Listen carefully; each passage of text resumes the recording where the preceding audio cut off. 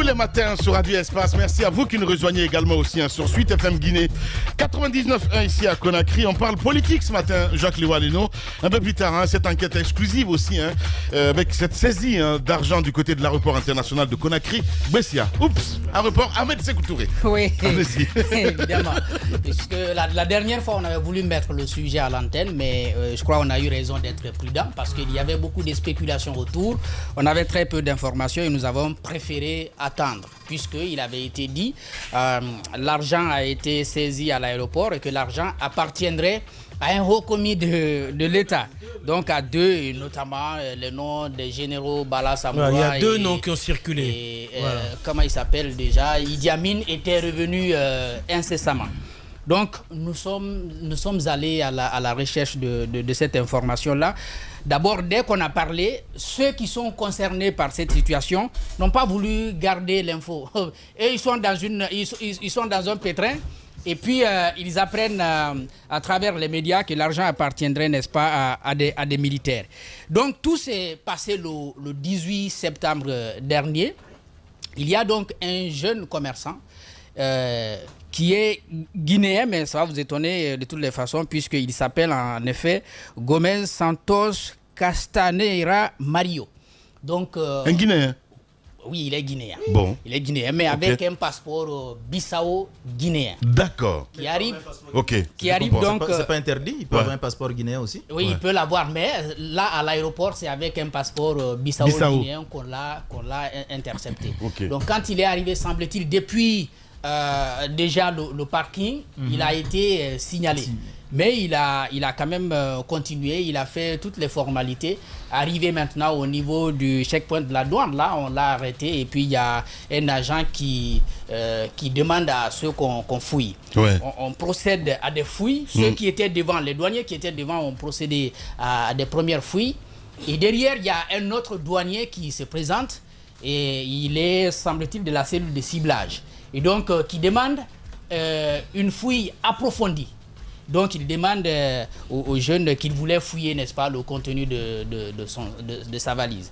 Donc, il a dit, on ne peut pas le faire ici. Il faut qu'on trouve un endroit isolé. Donc, ils ont trouvé un endroit isolé. Après, on lui a dit, écoute... c'est comme ça que ça se passe. Il faut ouvrir la valise. On ne cherche pas. Donc, ça existe. D'après le rapport... juste à côté.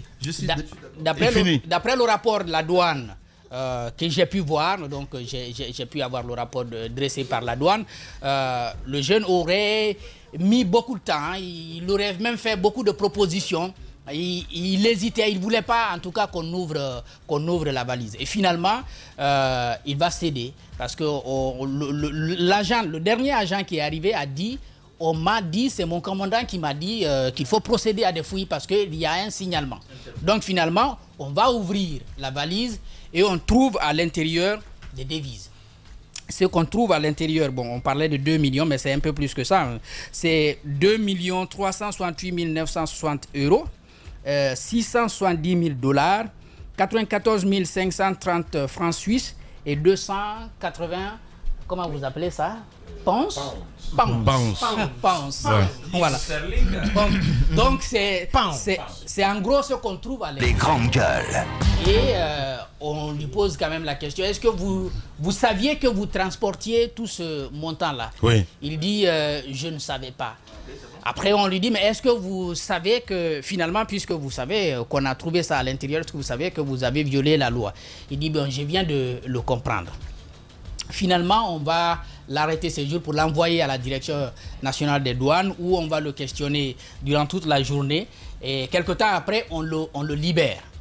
Le lendemain, on le ramène encore à ce niveau pour continuer à enquêter. Ouais. Ils étaient à la douane quand les services spéciaux se sont présentés et donc ils l'ont pris depuis quelques jours. Donc il se trouve dans les mains des services spéciaux. Ouais. L'information derrière, c'est quoi? Puisque le jeune, il transportait l'argent au nom de son grand frère. D'accord. Donc, le grand frère qui est opérateur économique, qui est même fondateur d'écoles privées que j'ai pu rencontrer. Ces derniers travaillent donc avec des commerçants. Très grand commerçant lui aussi. Qui financent, qui achètent, n'est-ce pas, de la marchandise du côté de la Chine. Ok. Et donc, comment ça se fait? Quand ils ont de l'argent, ils envoient si vous voulez, de l'avance. Maintenant, quand les conteneurs arrivent, lui, il facilite les paiements et puis on leur donne l'autorisation de prendre, n'est-ce pas, de la marchandise qui est déjà au port. Oui. Pour l'argent, la marchandise les marchandises pour lesquelles cet argent a été mobilisé se trouveraient actuellement au port, mais les commerçants ne peuvent pas l'obtenir. L'explication que lui il donne, c'est que c'est pour la première fois qu'il tentait de faire ça, à travers son petit frère. Il a l'habitude de travailler avec les banques. Sauf qu'avec les banques guinéennes, souvent on le fatigue, que s'il met de l'argent, avant que de l'autre côté on perçoive cet argent pour donner maintenant l'autorisation à ce qu'on prenne de la marchandise ici. Ça c'est l'explication qu'il donne. Du côté du parquet général, puisque j'ai échangé aussi avec le parquet général, on attend d'abord qu'on comprenne toute la situation. Mais ce qui est une vérité et qu'il va falloir dire ce matin, c'est que l'argent appartient aux commerçants. Puisque j'ai pu voir la liste de tous ces commerçants qui ont mobilisé de l'argent pour donner aux jeunes.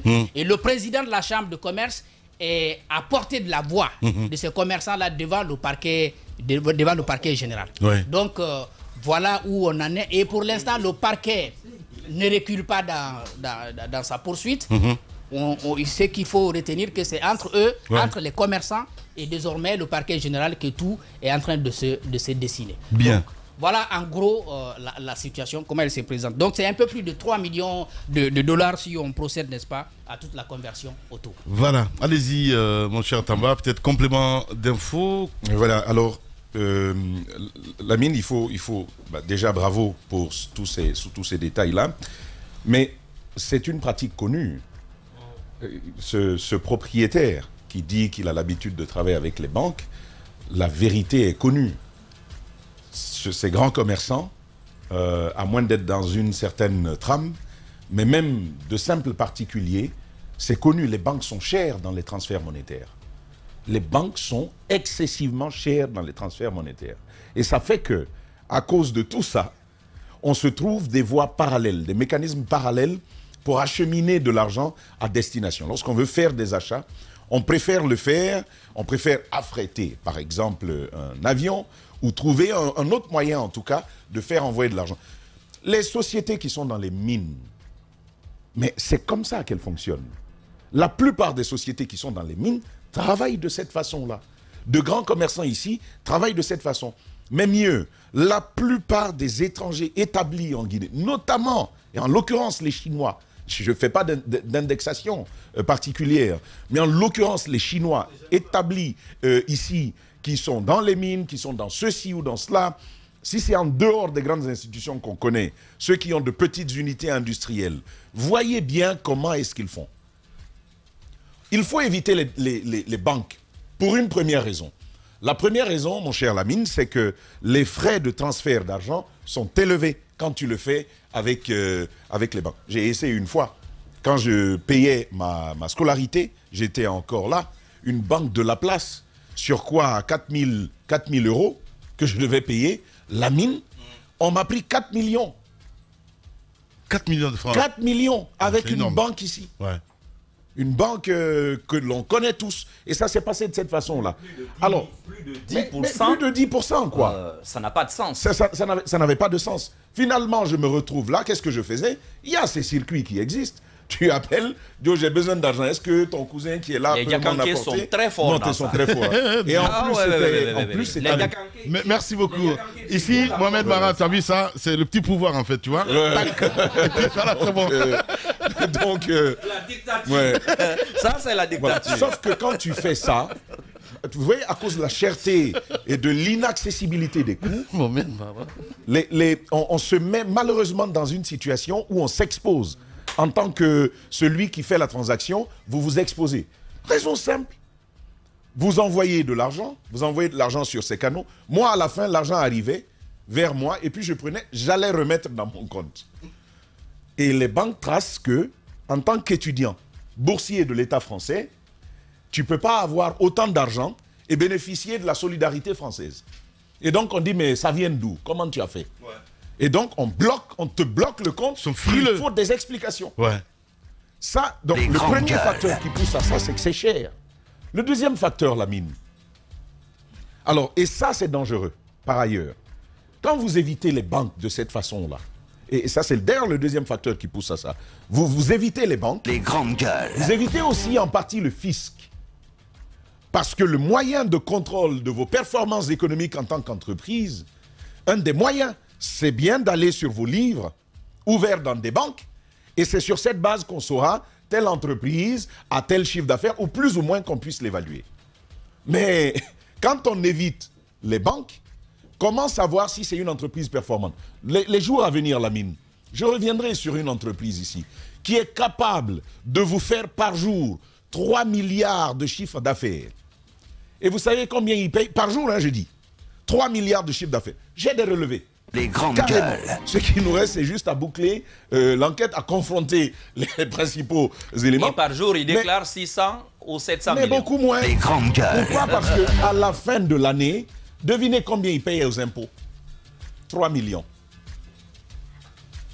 Ils payent 3 millions aux impôts. Le petit restaurant dans le quartier, on lui demande 10 millions ou 15 millions. Et j'ai même des éléments, vous les voyez. Et on dit qu'on veut aider les jeunes. C'est comme ça qu'on aide les jeunes. Vous vous rendez compte? Ils sont capables de vous faire 3 milliards de chiffre d'affaires par jour et ils payent à l'État guinéen 3 millions annuels. Mon frère, il faut donner son nom, lui, il doit être arrêté. Je viendrai, je ne suis pas pressé, mon cher. Les grandes gueules. Et parfois, ils ont même payé moins. Parce que j'ai vu sur une année, ils ont payé 2 millions 800.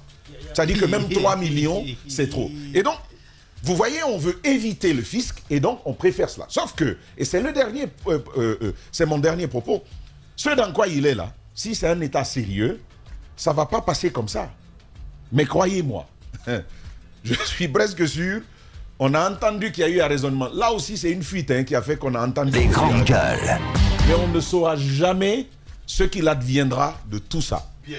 Parce que le financement, le monde est très regardant de cela. Le financement du terrorisme aujourd'hui procède de cette façon-là.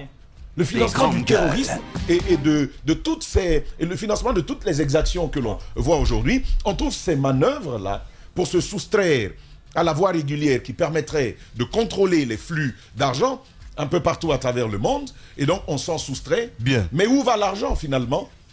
Vous ne le savez pas. Parce qu'il n'y a pas de traçabilité sur les fonds qui sont envoyés. Donc, au-delà de faire perdre au fisc une manne importante, soulignons quand même qu'il s'agit d'une pratique commune, bien généralisée, partagée et même promue par tous ceux qui ont suffisamment d'argent et qui sont permanemment dans les transferts de fonds.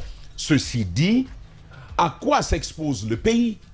À quoi s'expose même notre aéroport? Parce que la sûreté au sein des aéroports, c'est pas que ça. Voilà. C'est pas que est-ce qu'ils vont... Non, non, mais il y a tous ces aspects qui sont dedans. Bien. Le deuxième aspect que j'ai déjà évoqué, Lamine, c'est celui de la sécurité nationale.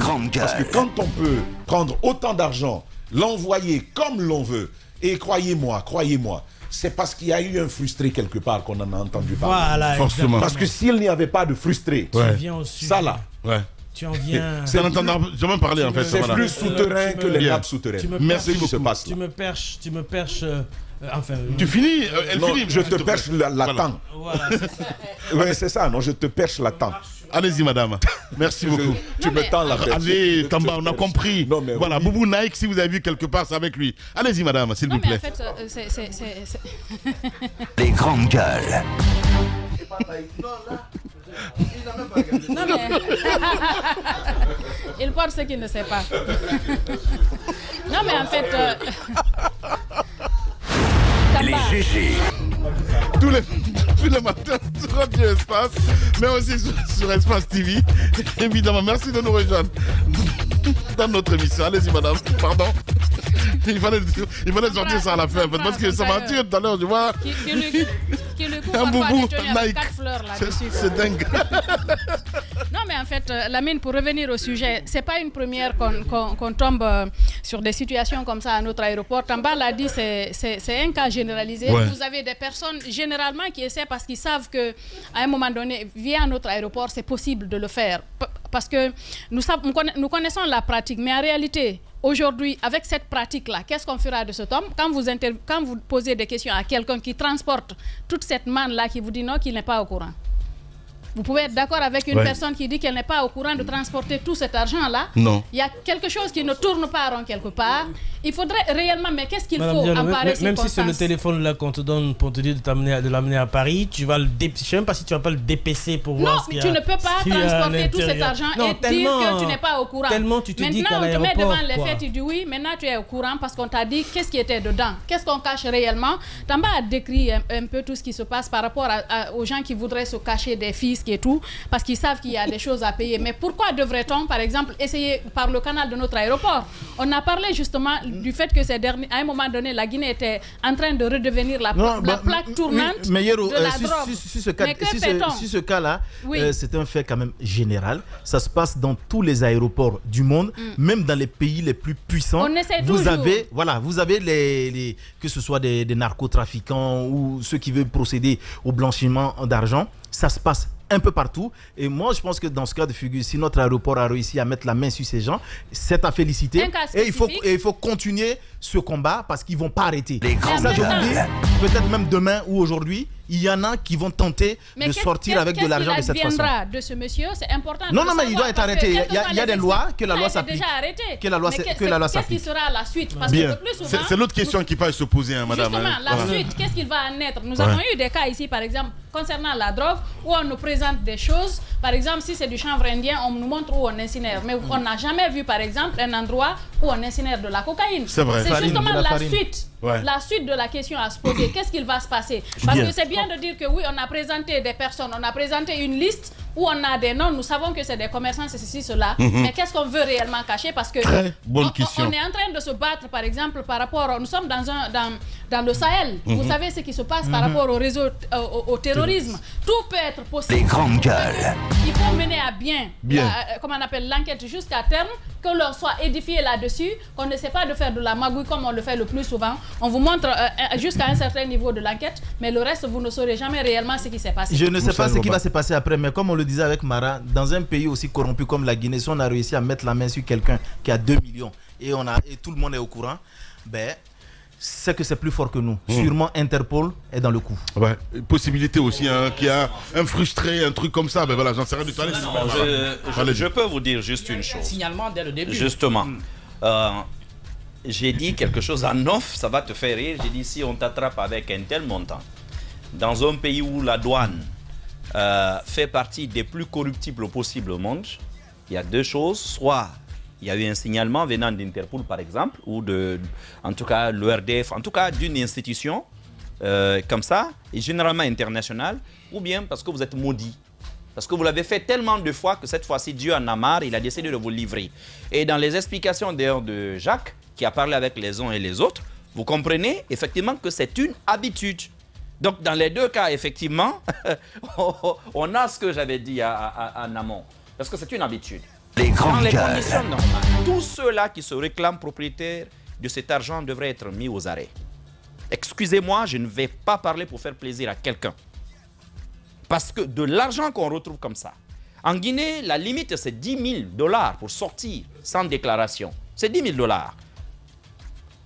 Mais c'est une habitude. Vous parlez des autres pays, mais sachez que dans tous les pays du monde, on libère une armada justement pour faire attention à de l'argent qui circule, pour plusieurs raisons. Mais je vous rappelle que le premier des Guinéens, pendant toute une transition, a été chopé aux États-Unis. Vous savez, là-bas, c'est 100 000 $. Mais il a déclaré moins et on l'a chopé. On l'a chopé avec l'argent et vous savez d'ailleurs le principe. Aux États-Unis, quand on me chope, c'est 10 000 de liquide. Et je pense que lui en avait 25 000. Voilà. C'est 10 000. Aux États-Unis, c'est 10 000. Mais le problème, c'est quoi? Tout ce que vous ne déclarez pas aux États-Unis, après, en fait, c'est non seulement saisi, même ici, vous reversé 100 000, automatiquement. Oui, ce qui n'est pas saisi, en fait, là-bas, déclaré en fait, est reversé automatiquement dans les caisses de l'État sur le champ.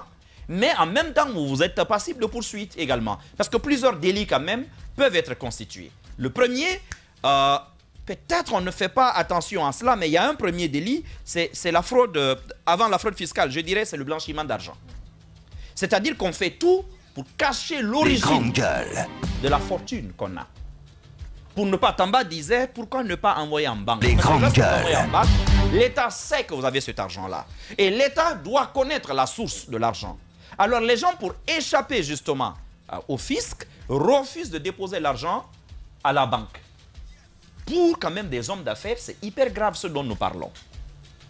Et ça explique en très grande partie pourquoi le franc guinéen parfois se comporte comme un gamin récalcitrant ou chichiteux le matin.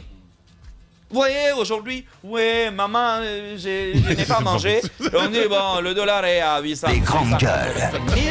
Demain matin, non, je ne mange pas ça, maman. Moi, je veux autre chose. Et puis, il se casse la gueule, il est à 900 et quelques mille. C'est avec des montants comme ça. Vous le savez tous. Vous vous souvenez de cette société, on en a parlé encore jeudi ici, qui quand même, en une seule opération, est capable, un seul homme d'affaires, de débourser 85 millions de dollars.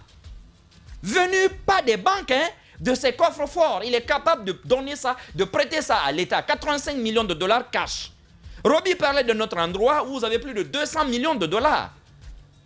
Ça explique pourquoi le franc guinéen se porte si mal. Il ne peut pas refléter réellement, comment on appelle ça, la vraie valeur de notre économie. Donc le blanchiment d'argent peut être constitué. Il y a l'évasion fiscale. C'est normal. Les gens ne veulent pas. Combien ils ont, par conséquent, déclarent moins.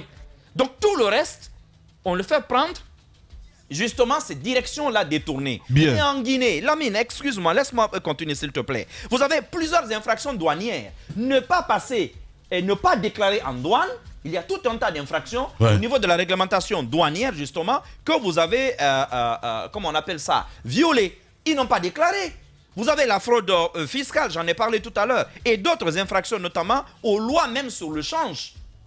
Aux lois même sur le change. N'oubliez pas que la Banque centrale fixe notamment... les grandes gueules. Mais qu'est-ce qui se passe derrière? Dans les conditions normales, quand on me dit que la Chambre du commerce a eu le toupet même d'aller voir pour dire « Ouais, cet argent appartient à plusieurs de nos membres », vous êtes dans quel pays? Vous êtes dans quel pays? Cet argent-là, il est saisi. Dieu merci, je rends grâce à Dieu parce que les douaniers ne peuvent pas se le partager. Mais cet argent-là, il doit rejoindre le trésor public. Pourvu que ça ne rejoigne pas la même destination que l'argent qu'on nous retire, les 360 000 quand on saisit nos véhicules, l'argent, les amendes au niveau de la CRIEF, parce que c'est ça aussi ce pays. On me dit que les amendes rentrent, la CRIEF transfère à l'État et puis on ne voit pas au trésor. Et ainsi de suite, les différents... Vous voulez en Guinée énerver des policiers, quand ils vous disent, ils saisissent votre véhicule, pour contravention, dites-leur, ok, donnez-moi le reçu, je paye. Vous avez des problèmes. Moi, il y a quelques semaines, oui, moi j'ai un de mes pasteurs qui a été arrêté du côté de Tanéné. D'accord? Il sortait, on lui a demandé, en fait, ils l'ont vu partir. À son retour, on fait quoi? On arrête le véhicule. Là, d'ailleurs, c'est flagrant à Tanéné, observez. Si vous n'êtes pas connu, vous observerez ça facilement.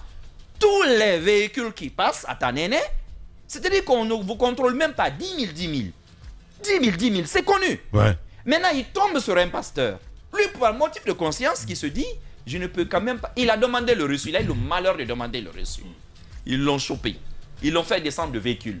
Ils ont commencé toutes sortes de contrôles. Parce qu'ils iront jusqu'à la bouteille de gaz. En fait, on trouvera quand même quelque chose. Ouais. Si on ne trouve pas, on va regarder vos chaussures. On dira que vous avez conduit. La police vous dit en Guinée que vous avez conduit sans chaussures fermées. Vous savez qu'on vous arrête pour tout ça. Bien. Alors, qu'est-ce qui se passe avec lui? Finalement, il en avait tellement marre qu'il m'appelle.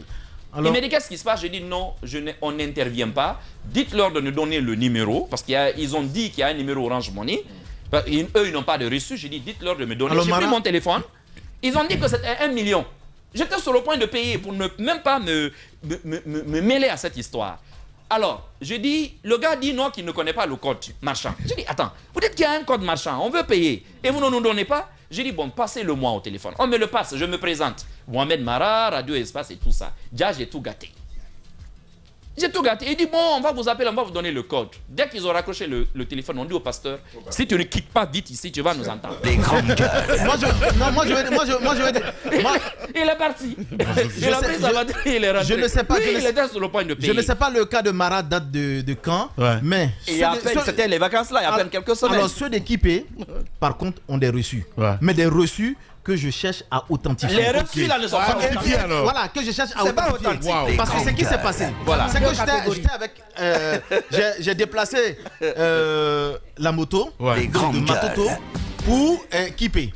Arrivé à Kipé, c'est là où le conducteur de taxi m'a dit, ben, écoutez, c'est que je suis rentré dans une zone qui m'est interdite. J'ai dit pourquoi? Il dit non, c'est que souvent les motos-taxis qui sont là sont parrainés par les policiers qui sont là. Parrainés? Oui.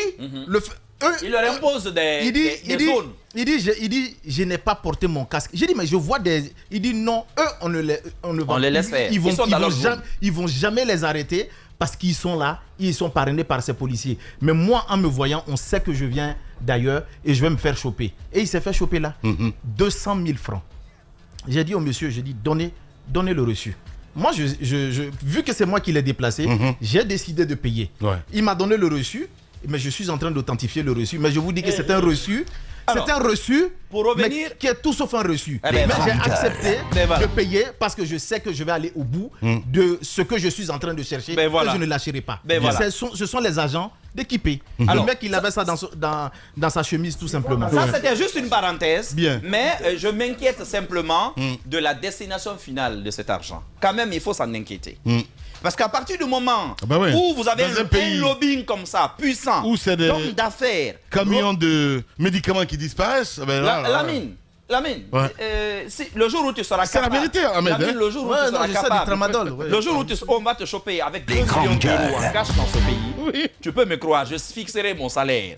Et nous fixerons les salaires de tous les employés. Et on ne prendra plus de francs guinéens avec toi. Allez-y, Diba Minimono, mon cher Diba, bonjour et bienvenue. Vous avez suivi cette actualité aussi, hein, Diba, hein? Oui, bonjour Lamine et bonjour à tous. Oui, c'est pas une première. Hein. Vous vous souvenez au Sénégal. Oui, c'est vrai. Voilà, deux fois d'ailleurs, il y a eu 10 millions de dollars. 10 millions 10 millions de dollars, des grandes gueules. Qui était l'équivalent de 10 milliards de francs CFA dans un jet affrété. Et il y a eu aussi les 5 millions, ce qui était à l'époque l'équivalent de 4 milliards de francs CFA. Donc ce n'est pas une première, c'est une pratique qui est encouragée. Et ce qui s'est passé, on est face à une situation de trafic de devises. Parce que normalement, le transfert, c'est un transfert interbancaire. Ça se fait quand il y a une forte somme. Ce que les lois internationales disent, c'est que le transfert se fait entre les banques. Mais lorsque on contourne le dispositif bancaire, c'est qu'on est face soit à une situation de blanchiment de capitaux ou tout simplement, c'est un trafic de devises. Et le Sénégal, vous imaginez au Sénégal... Sans oublier qu'on pourrait être en train de financer une activité criminelle. Voilà. Donc ça peut arriver. Mais je pense que pour le cas spécifique de la Guinée, moi je pense qu'il y a des hommes qui sont haut placés, qui peuvent passer soit par des commerçants ou des personnes anonymes pour faire sortir des devises. Souvent, ça peut être aussi une telle situation. Maintenant, ce qu'il faut rappeler, c'est que au Sénégal, par exemple, au niveau de la douane, la somme que vous ne devez pas dépasser, c'est les millions de francs CFA. Ce qui, à un moment donné, était l'équivalent de 17 millions de francs guinéens, environ 20 millions. Donc, si vous dépassez la fourchette des millions de francs CFA, tout de suite, l'argent est saisi. Donc, imaginez qu'on vous parle de 10 millions de dollars en provenance de la Guinée. Et quand ça a été arraisonné, l'aéronef a été saisi. On a demandé, mais cette somme-là vient de qui? Donc, c'est du côté de Sectouréa, on a appelé pour dire oui, l'argent viendrait des autorités guinéennes. Et si on a adopté cette approche-là, parce qu'il y a Covid-19, et donc entre nous et Dubaï, puisque c'était les Émirats qui devaient... Il faut le dire, moi j'étais dans la salle. C'est la Banque centrale, justement, à l'époque, qui avait voulu justifier justement cette situation, le convoiement de ce montant, en la personne même du gouverneur de la BCRG. À l'époque, moi j'étais du petit point de presse à l'intérieur de la BCRG à l'époque. Ce sont eux-mêmes qui ont voulu justifier que c'est 10 millions. Justement. Et on s'est tous demandé, mais si c'était interbancaire et piloté par la BCRG, comment les autorités sénégalaises qui connaissent les mécanismes auraient-ils pu quand même faire arraisonner quand même cet avion-là, cet aéronef du côté de Dakar? Tout à fait. Ce n'était pas une fois, c'était même deux fois d'ailleurs. C'est 2 fois, ça s'est fait 2 fois et je pense qu'on est pratiquement dans la Covid. Vous vous souvenez, il y a eu un incident entre la Guinée et le Sénégal avec le Guinéen Ebola. Donc on a voulu ne fermer l'œil sur la question pour dire attention, nos relations actuellement sur le plan diplomatique sont pas turbo fixes, donc il ne faut pas pousser un peu le bouchon trop loin. On a fermé les yeux sur la situation. L'argent là est parti du côté de Dubaï. Parce qu'on sait qu'à l'époque, des cadres guinéens avaient des comptes là-bas. Et l'appel est venu de Sectura pour dire non, on n'a pas déclaré parce que tout simplement, il y a une maladie. Et deuxièmement, il faut passer par cette approche-là pour pouvoir transférer l'argent. Je pense qu'on est face à une situation, pour moi, qu'il faut poursuivre. C'est un crime. Les grandes gueules. D'autres fois, on nous arrête avec une telle somme. Bien. Tout de suite, il y a une enquête qui est engagée. Et tout le monde a arrêté. Mais je pense que si on n'a pas voulu donner l'identité, il y a des frustrations quelque part. Il y a des frustrations quelque part parce que, comme on dit, l'argent. L'identité de la personne est connue. Hein, oui, la personne qui transportait les fonds. Qui transportait les fonds. Mais qui est derrière? C'est l'autre question. Qui c'est qui est derrière? Je ne sais pas s'il y a quelqu'un derrière. Peut-être Roby va nous édifier. Parce qu'il connaît très bien le. Ce que j'ai dit. Tu as dit qu'ils sont nombreux. Ce que j'ai dit. Celui qui, si vous voulez, est patron de cette opération, il s'appelle Brandon Diallo, c'est un opérateur économique guinéen. Maintenant, celui qui transportait, c'est celui dont j'ai donné le nom, Gomez Santos Castanera Mario. Maintenant, il y a une liste qui a été produite des commerçants. Cette liste, je l'ai aussi vue, des commerçants. Une liste qui a été, si vous voulez, reconnue par la Chambre de commerce de l'industrie de Guinée. Voilà. Allez, donc l'information est à ce niveau. Maintenant, si derrière il y a quelqu'un d'autre, je ne veux pas être formel ce matin, c'est possible. Donc, ce compatriote dont le président est emballé doit être emballé avec tous ceux dont il détenait les montants. Parce que c'est une association, à mon avis. Non, mais attendez, qu'on cotise l'argent. L'argent illégalement pour le faire du pays. Hé, Lamine, si ce lundi, on continue d'en parler, si on n'en parle pas, il ne se passera rien. Je suis sûr, en fait, Dieu a voulu attirer notre attention sur quelque chose. Mais Dieu seul sait combien de montants comme ça sortent tous les jours du pays. C'est ça la réalité. Et moi, je sais une chose, je vais vous dire une chose ce matin, rien ne va se passer. Voilà. Rien ne va se passer, je ne suis pas pessimiste, mais ce n'est pas une première. Bon, il y a une liste, qui est sortie. Quelque chose va se passer. Les menus frétins. On est à 3 millions et quelques. Voilà, les menus à l'arrivée, on va peut-être se retrouver à 2,5 millions. Les menus frétins, ça ira. Les menus frétins vont faire les frais, on va les jeter en pâture. Mais les personnes qui tirent les ficelles, qui sont mieux placées dans cette situation, parce que les opérateurs économiques, ils sont conscients. Ils savent qu'à l'aéroport ici, on ne peut pas se déplacer avec un tel montant. C'est que si on l'a fait cette fois-ci, c'est parce qu'il y avait des complicités. Et on était sûr qu'on allait y passer. Sauf que si tout le monde ne s'accorde pas sur les choses, c'est qu'il y a des frustrations quelque part. La machine n'a pas été suffisamment huilée, préparée. C'est ce qui fait que finalement on est arrivé à mettre le grappin sur ces personnes. Quelqu'un n'a pas donné l'argent de quelqu'un. C'est ce qui s'est passé. Quelqu'un n'a pas donné l'argent de quelqu'un. Finalement, on a mis la main sur allez-y, Roby, pour clore. Voilà. Il sait, Roby, il a même inquiété sur cette filière. Oui, mais je veux Nike, Tamba, a marché sur ma langue. Non, ça m'a échappé, pardon. Ça m'a échappé. Ce que je veux dire, il y a plein de jeunes ici qui ont... Mais ça ne marchera pas, Tamba, je suis en plein débat.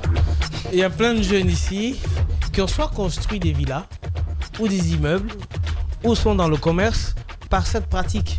Vous avez de très grands commerçants ici. Il n'est pas le seul.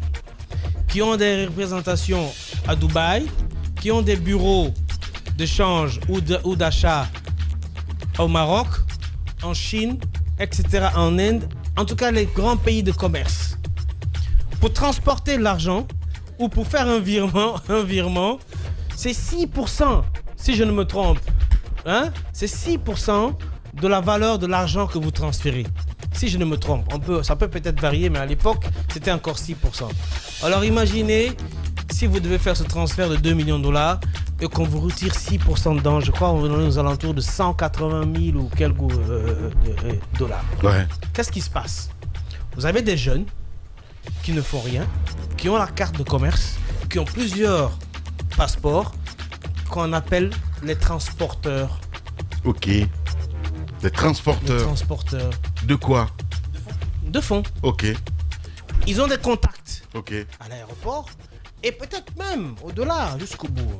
C'est pour ça que j'ai dit celui qui a fait ça, soit c'est un néophyte, comme dit Mara, il est maudit. Parce que normalement, vous faites passer plus que ça, quoi. Ah ouais?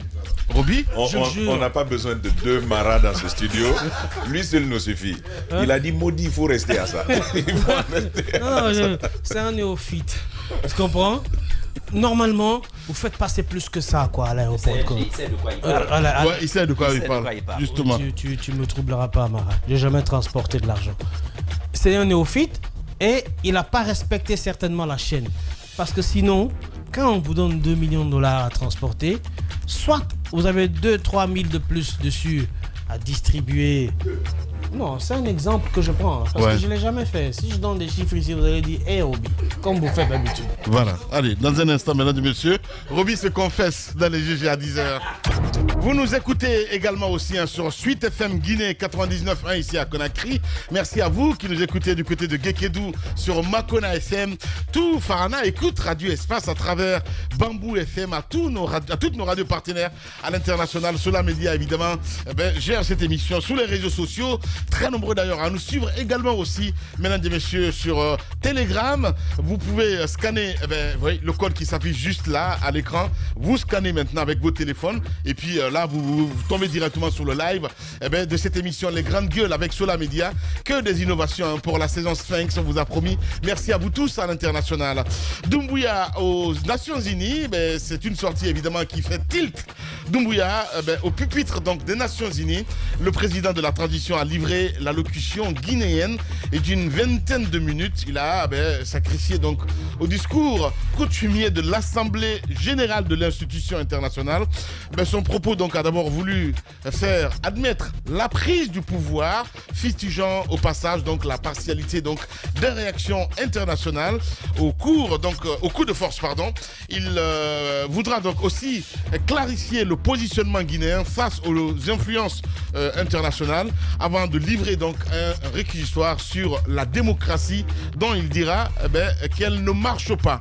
Une performance oratoire diversement apprécié, vous le savez très bien, tout comme le passage d'une délégation guinéenne au Fouta Islamic Center.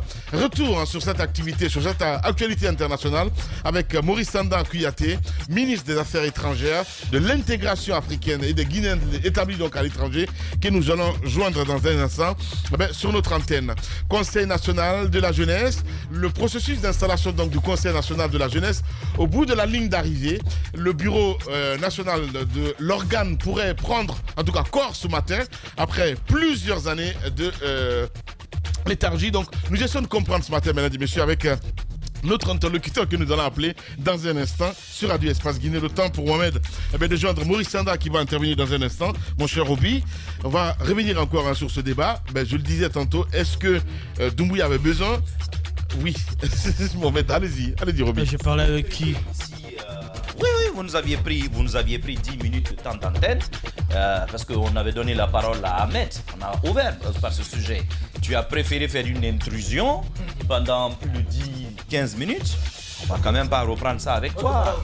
Voilà. Alors, ce dont il est question maintenant, c'est cette visite aux États-Unis. J'ai pas fini sur l'aéroport. Avant le retour, puisque le sujet maintenant, c'est la visite aux États-Unis. C'est le discours devant l'Assemblée générale des Nations Unies. C'est de cela qu'il s'agit maintenant. Dans un instant, Mohamed. L'autre partie viendra après. L'autre partie viendra après. Pour le moment, puisque c'est le sujet du moment. Oui, mais on a coupé sur l'aéroport. Non, on reviendra. Il finit, Mohamed. Il finit. Il faut que je revienne, s'il te plaît. Oui, il finit. Vas-y, Roby, en 30 secondes. C'est vrai que la salade, c'est un mélange, mais tu peux pas non plus mettre la feuille de patate là-dedans. Hein. Donc, laisse-moi finir mon discours. Ce que je voulais dire, ce que je veux dire, c'est quoi? C'est que la pratique est connue. Ça se passe tout le temps. C'est-à-dire qu'à l'aéroport de Conakry, et ce n'est pas seulement propre à l'aéroport de Conakry, et remarquez généralement les jeunes qu'on attrape ou qu'on a par le passé attrapés dans ce fait, ils ont souvent pris des vols directs qui n'ont pas d'escale. 1. Deuxièmement, ils détiennent plusieurs passeports. 3. Troisièmement, ce que vous devez pouvoir, comme dit Madame Yoro, huiler toute la chaîne pour que ça puisse glisser à la dernière. Autrement, graisser. Graisser. Oui. Si vous ne l'avez pas fait, c'est pour ça que je le qualifie de néophyte. Ou tout simplement de peintres ou de maudits. Ou de maudits, comme le dit Roby, hein, de Mohamed Marapardo. La question des convoyeurs, c'est des gens qui existent. Ils en font même un métier parfois. C'est ça. C'est-à-dire que légal. C'est pas légal. Hein. Je parle d'eux. C'est pas légal. Je parle d'eux. Voilà, justement, c'est illicite. Ils en font maintenant un métier. Quand vous voulez faire sortir une somme d'argent assez importante, vous passez par eux, ils prélèvent les 4 ou 5%. C'est pas les 4 ou 5%, c'est plus. Voilà, si par exemple, moi je connais un commerçant qui me demande de transporter la mine 2 millions de dollars sur Dubaï, ça veut dire que par la banque, il va perdre... Donc, en fait, tu es comme un passeur.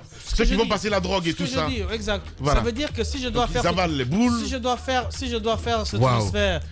si je dois faire ce transfert par la banque, ne me regarde pas comme ça, le sujet est sérieux. Je sais que c'est sérieux. Si je dois faire le transfert, oui, mais je sais pas où tu vas, toi, on parle d'argent. Oui, mais je te dis que c'est comme les passeurs. Ceux qui avalent les boules. J'ai été le premier, sauf que cette fois-ci, c'est pas avaler les boules, c'est la mallette. Donc, reviens ici. Oui. Si je dois faire ce transfert par la banque, en passant par UBA, ça veut dire que c'est un exemple. Mais d'accord, ok. Non, mais je te comprends, mon cher Roby, quand même. C'est un cheminement. Voilà. C'est un cheminement que j'explique, les gars. Je ne suis pas en train de fixer une banque. Ça se passe dans toutes les banques. D'accord. Si je dois passer par la banque qui s'appelle Girassi Bank, ça veut dire quoi? Ça veut dire que je fais une demande de transfert à Girassi Bank depuis mon compte d'un transfert de 2 millions de dollars à Diba Bank qui est à Dubaï. D'accord? Sauf que Diba Bank ne peut pas prendre l'argent à Girassi Bank et le transférer directement à Diba Bank à Dubaï. Ça demande un procédé. Girassi Bank n'est pas une banque guinéenne. La banque guinéenne a son siège... Il y a des correspondances. Voilà. La banque guinéenne a son siège à Kuala Lumpur.